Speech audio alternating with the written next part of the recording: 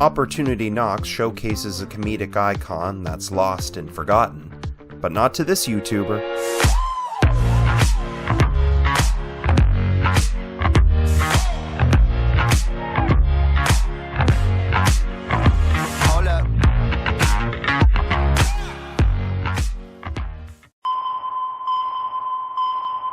Canada be damned. I'm going to the Klondike. The Klondike is Canada. Giorgio, you be doing just fine, brother. Everyone appreciates a comeback. Entertainers can have a good run, but sometimes they have to go on hiatus for a number of reasons. It could be personal, like starting a family or dealing with a medical situation. It can be vocational, like dealing with a public controversy. Or it can simply be a case of both the public and Hollywood being fed up with said entertainer. Time is the greatest healer, as they say, and if enough time has passed and the public is willing to bring them back into the fold, a comeback can be a rejuvenating delight that breeds both nostalgia as well as something new. And recently, there's one entertainer who's risen from the ashes of reclusion to remind us both that he's not dead and how comedically brilliant he is.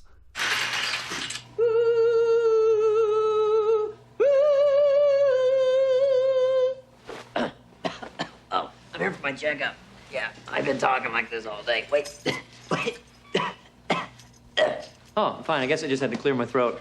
I'm okay. That man is the comedic powerhouse Dana Carvey, and while he's making a resurgence both through podcasting and Saturday Night Live, I thought now's the time to revisit a lesser-known film he made, Opportunity Knocks. Now, for those under a certain age, or for those with very mainstream knowledge of film, you may be asking, what is going on?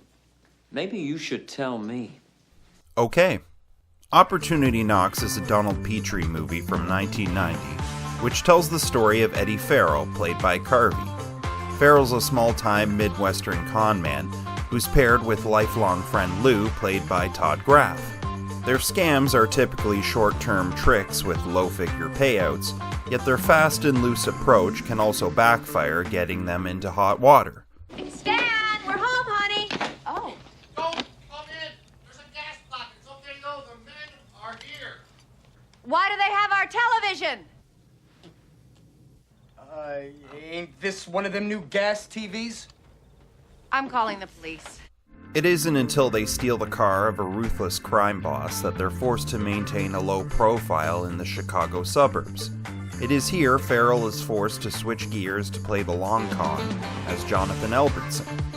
Posing as the missing house sitter for homeowner David Malkin, Farrell has no choice but to keep up the charade as Albertson when David's family, the Malkins, accidentally cross paths with Farrell squatting.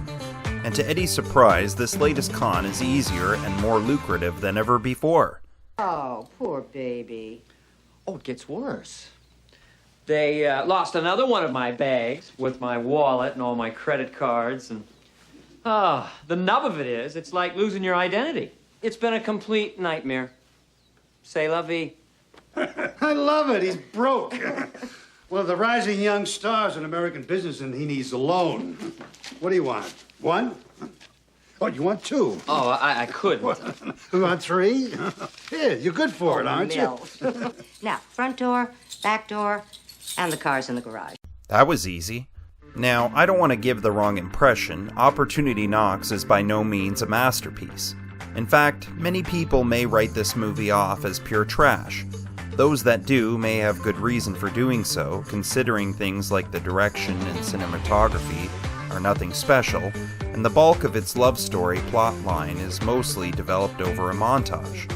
Not to mention the humor of Opportunity Knocks, which for today's audience may not have aged well with, well, how should I put it, its exploration of other cultures. Hello! Greetings, my name is Douglas. Listen to me, jerkface. I am talking. You do not talk when I talk. You do not talk when I talk. When I talk, you do not talk. It is very simple. When I talk, you do not talk. You two jerks took $60,000 out of his trunk. 60. What's going on?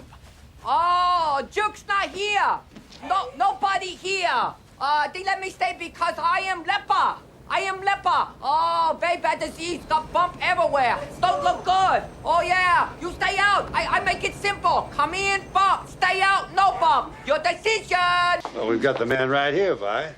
2 years at the Nagasaki office of Phillips. Help us out, will you, John? こんにちは。すみません。お手洗いはどこですか？不足体、中、ぬすいたと。